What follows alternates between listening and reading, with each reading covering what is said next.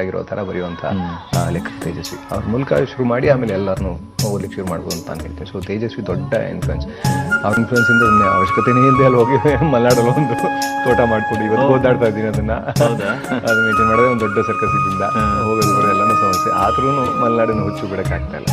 ಇವತ್ತು ಒಂದು ಸ್ವಲ್ಪ ಉಳ್ಕೊಂಡಿದೆ ನಮ್ಮ ಕನ್ನಡ ಸಂಸ್ಕೃತಿ ಉಳ್ಕೊಂಡಿದೆ ಅಂದರೆ ಆ ಥರದ ಎಲ್ಲ ಹಳ್ಳಿಗಳಲ್ಲೂ ಉಳ್ಕೊಂಡಿದೆ. ನನಗೆ ಗೊತ್ತಿರೋ ಹಾಗೆ ಎಲ್ಲ ಹಳ್ಳಿಗಳಲ್ಲೂ ಇವತ್ತು ನಮ್ಮ ನಿಜವಾದ ಕನ್ನಡ ಅಂತ ಹುಡುಕಬೇಕು ಅಂದರೆ ನಿಜವಾದ ಕನ್ನಡ ಸಂಸ್ಕೃತಿ ಹುಡುಕಬೇಕು. ಇಲ್ಲಿಗೆ ಸರಿಯಾದ ಬದುಕೋ ವಿಧಾನ ನಾವು ತಿಳ್ಕೋಬೇಕು ಅಂದರೆ ಹಳ್ಳಿಗಳಿಗೆ ಹೋಗ್ಬೇಕಾಗ್ತದೆ. ಸೊ ಹಾಗಾಗಿ ತೇಜಸ್ವಿ ಒಂದು ದೊಡ್ಡ ವ್ಯವಸಾಯ ಮಾಡೋದಕ್ಕೆ ಈಗಾಗಲೇ ಮಾತಾಡ್ತಾ ಇದ್ದಾರೆ. ತೇಜಸ್ವಿಯವರು ಒಂದು ದೊಡ್ಡ ಕಾರಣ, ಒಂದು ದೊಡ್ಡ ಕಾರಣ, ಶಿವರಾಮ್ ಕಾರಂತರ ಕಾದಂಬರಿಗಳು ದೊಡ್ಡ ಕಾರಣ.